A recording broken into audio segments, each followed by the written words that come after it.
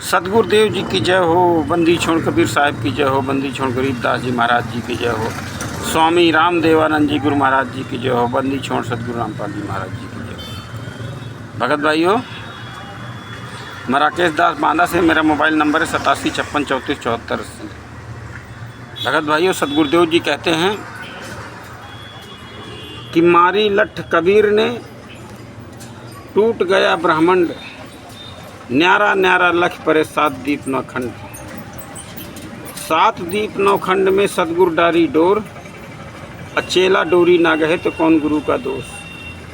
भगत भाइयों, परमेश्वर ने तो हमको उंगली रख रख के आश्रम के अंदर हमको ज्ञान समझाया, हमको सारा कुछ बताया कि ब्रह्मा विष्णु महेश की स्थिति बताई और सारा कुछ हमको समझाया, ज्ञान दे करके हमको तत्व ज्ञान से यहाँ तक परिपूर्ण किया कि आपको कोई भ्रमित ना कर सके।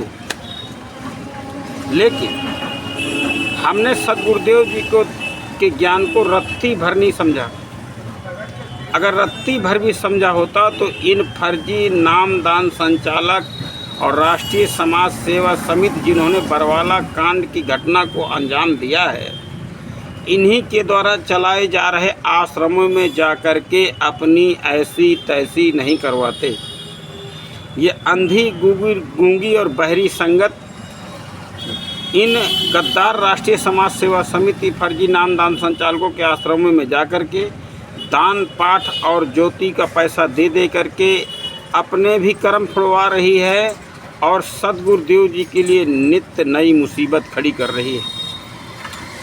राष्ट्रीय समाज सेवा समिति के गुंडे फर्जी नामदान संचालक और गुरु जी का सगा भाई महेंद्र भगोड़ा, जिसने बरवाला कांड की घटना को अंजाम दिलवाया है, अपने साथी बलजीत रहली, पुरुषोत्तम सैनी, राजकमल ढाका और देशराज और गुरु जी के बेटे मनोज विजेंद्र, गुरु जी की पत्नी और जितने राष्ट्रीय समाज सेवा समिति के पदाधिकारी हैं या फर्जी नामदान संचालक हैं, पवन कुमार यादव जो मानव धर्मी और मानव ये साथ संगति जैसा ये संगठन चलाता है, कुछ भोले भगत मूर्ख उसके पीछे लगे हैं।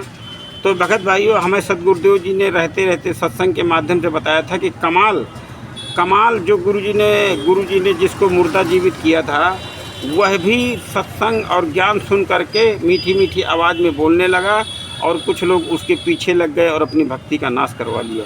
तो भगत भाइयों, बरवाला कांड की घटना के बारे में पूरी सच्चाई जानने के लिए ज्ञान अमृत एवं षड्यंत्र का विष नामक पुस्तक जो बिहार के सीनियर एडवोकेट शशि भूषण दास जी के द्वारा लिखी गई है, इसमें बरवाला कांड के एक एक घटना का, चाहे वो छुड़ाने की घटना हो, चाहे वो करौथा कांड का षड्यंत्र हो, चाहे बरवाला कांड का षड्यंत्र हो, सारा कुछ कोर्ट का जजमेंट 426, 427, 428, 429, 430 सबूत के साथ परमात्मा ने इस ज्ञान अमृत एवं षड्यंत्र का विष नामक तोप के गोले में लिपिबद्ध करवा करके हम जनसाधारण के बीच में आज मौका दिया है कि आप इस पुस्तक को पढ़ें और समझें कि बरवाला कांड की घटना का वास्तविक में जिम्मेदार कौन लोग हैं, जिन्होंने स्वयं कबूला है कि हमने 5 महिला और एक बच्चे की हत्या की। कोर्ट में इन्होंने ये अपना जुर्म स्वीकार किया है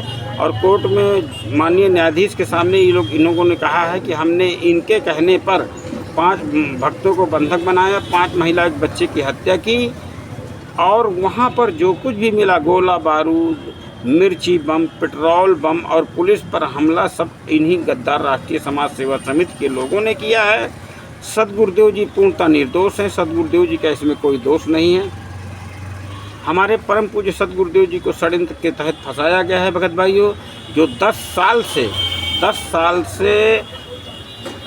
हिसार 10 साल से उम्र कैद की सज़ा काट रहे हैं और 29 लोगों को बरवाला कांड के अंदर सज़ा हुई है, जिसमें 28 लोग मौज मस्ती कर रहे हैं। हमारी अंधी बहरी गूंगी संगत जो अपने आप को बहुत तत्वज्ञानी का शिष्य समझती है, इन्हीं गद्दार नामदान संचालकों का दान के रूप में, पाठ के रूप में, ज्योति के रूप में सहयोग करती है और इन गद्दारों के धन से, तन मन धन से इनके हाथों को मजबूत कर रही है और ये राष्ट्रीय समाज सेवा समिति के गद्दार सदगुरुदेव जी के लिए नित्य नई मुसीबत खड़ी कर रहे हैं। तो भगत भाइयों, आप सबसे निवेदन है कि इस पुस्तक को अधिक से अधिक मंगवाएं और जन साधारण में इसका जमकर प्रचार करें, ताकि हमारे सदगुरुदेव जी के साथ जो कुछ हुआ है उसे पूरी दुनिया जान सके और पूरी दुनिया समझ सके कि वास्तविक में ये इन संत के साथ गलत हुआ है, क्योंकि सबूत प्रमाण कभी झूठ नहीं बोलता है।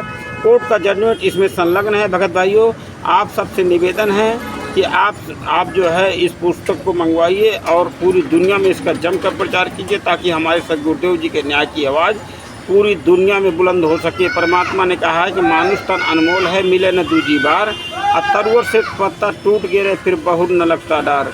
भगत भाइयों, ये मौका हमें बार बार नहीं मिलेगा।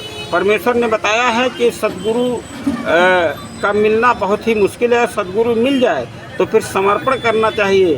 तो आपने समर्पण तो किया, लेकिन अपने सदगुरुदेव जी के लिए हम आपके सदगुरुदेव जी, हमारे सदगुरुदेव जी 10 साल से हिसार जेल के अंदर उम्र कैद की सज़ा काट रहे हैं, यातनाएं सह रहे हैं, और हम इन गद्दार राष्ट्रीय समाज सेवक के फर्जी आश्रमों में जाकर के भंडारा खा करके चले जाते हैं। किसी की हिम्मत नहीं कि इन लोगों से पूछे कि 10 साल से हमारे सदगुरुदेव जी जेल में यातनाएं सह रहे हैं, आप क्या कर रहे हैं? उनके ज़मानत के बारे में कोई कार्रवाई कर रहे हैं? किसी को होश नहीं है अपने सदगुरुदेव जी के लिए। बस सब केवल भंडारा खाने में मस्त हैं। कहते हैं हमें तो अपनी भक्ति करें, हमें दुनिया से क्या लेना देना है। अरे तुम अपने गुरु के लिए 2 शब्द नहीं बोल सकते हो। यूट्यूब, सोशल मीडिया परमात्मा ने इसीलिए बनवाया है। अपने सदगुरुदेव जी के लिए 2 शब्द बोलने में तो बोल नहीं सकते हो। कहते हो कि हम जो है तत्वज्ञानी संत के शिष्य हैं। काहे के शिष्य हो तुम? तो भगत भाइयों, आपसे निवेदन है कि इस पुस्तक को मंगवाइए और पूरी दुनिया में इसका प्रचार कीजिए और अपने सदगुरुदेव जी की आवाज़ बनिए, ताकि हमारे सदगुरुदेव जी के लिए न्याय की आवाज़ बुलंद हो सके। सत साहेब, जय बंदी छोड़।